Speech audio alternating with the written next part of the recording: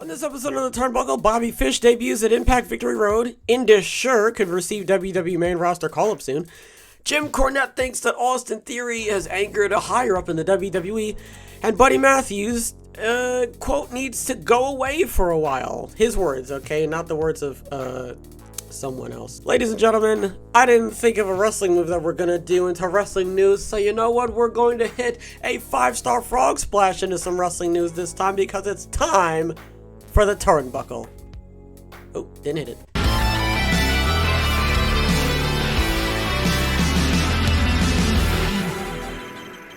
Former AEW and NXT roster member Bobby Fish made his debut at Impact Victory Road in Nashville, Tennessee on Friday.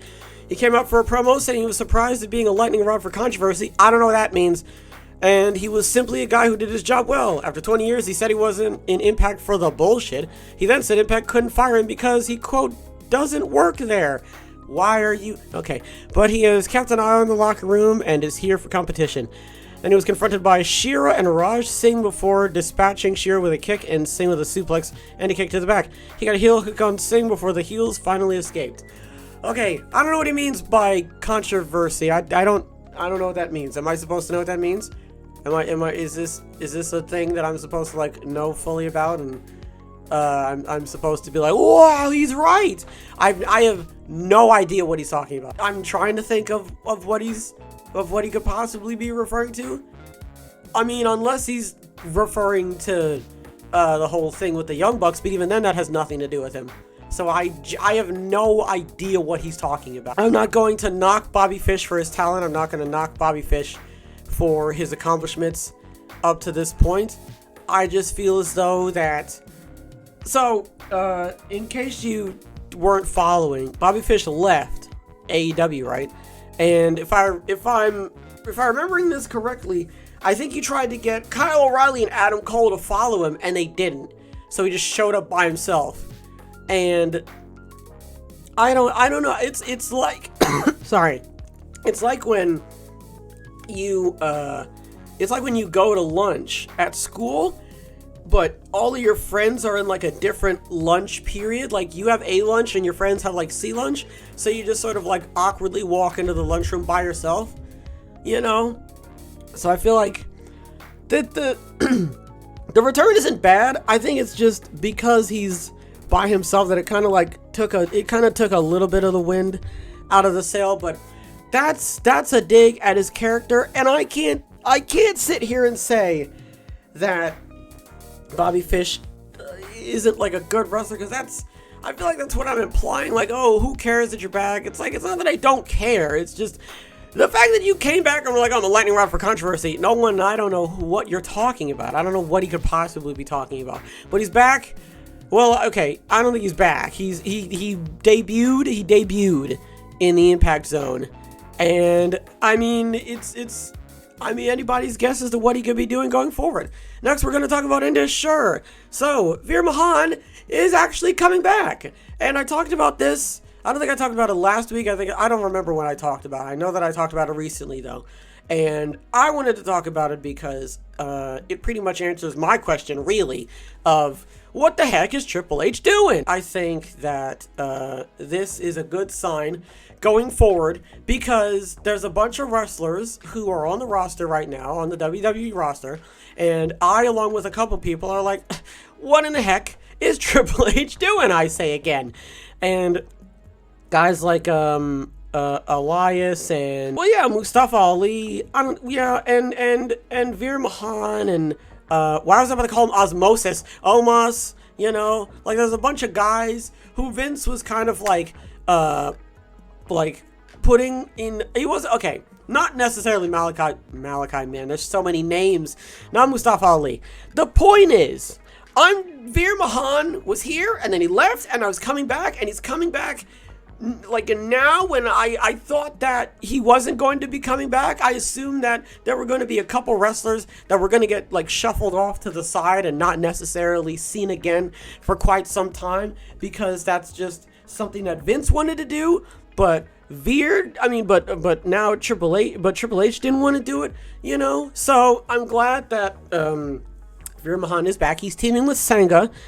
right? He recently returned to NXT and reformed with his team Sengu. Well, speaking on Wrestling Observer Radio, Dave Meltzer noted that WWE plans on having Indus Sher get called up to the main roster. So, and also they're getting called up to the main roster, which is good for them. And also, it's another tag team to put in the tag team division. So I really like this because, you know, it basically is like a message to anyone and everyone, like, hey, your favorite wrestler is more than likely going to be making an appearance at some point. We just have to figure out the storyline first, and once we get that going, then everything will be fine. Next, I want to talk about Jim Cornette and how he believes that Austin Theory must have angered the gods or something. Jim Cornette's whole thing was, well, Vince was pushing Austin Theory, right? Austin Theory was Vince's guy. You remember the whole thing about the egg? Remember when The Rock didn't even show up? Remember when it was like a movie or something, or some shit. And Vince was like, oh, I got an egg. And everyone was like, oh, egg? Man, that was great, man. He was like, if somebody finds it, I'll give him like a title shot or some shit. And then Austin found it. And then that was sort of like the kickoff to Austin's push. And now Austin's Mr. Money in the Bank. And I mean, he's still being featured on TV. Jim Cornette is of the minority of people that believes that he must have angered somebody because he's not getting pushed as strongly as he was.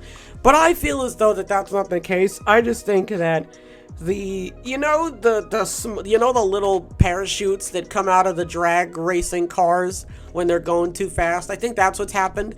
I don't think that because I mean, he could have just gotten completely fucking buried. Triple H could have just had Kevin Owens just slap him upside the head and just take the briefcase, which has happened before, where someone is just like, yoink, this is mine now. There's not really much else to say because he's still in storylines. He's still in matches. You know what I mean? It's not like he's like getting like smacked up, right?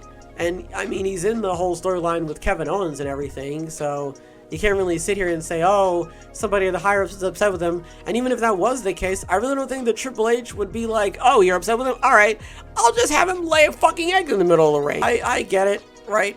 But you know, when you look at the fact that he's still being featured on TV, and he's also fantastic, because Jim said it himself, he's a fantastic wrestler and he's fantastic on the mic, so to not push him would be just a little bit weird, you know?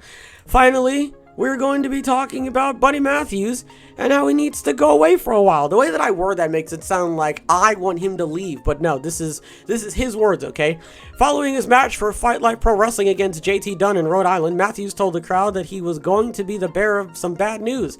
He said the House of Black had some issues lately, and after thanking the fans for being members of the house, he said the following: unfortunately, I, like some of the other members, need to go away for a while. I need to recalibrate. I need to figure out some things. As my brother Malachi Black once said, this isn't goodbye, just see you later. Last week, Black told an indie crowd in California that he was taking time off to recalibrate his life.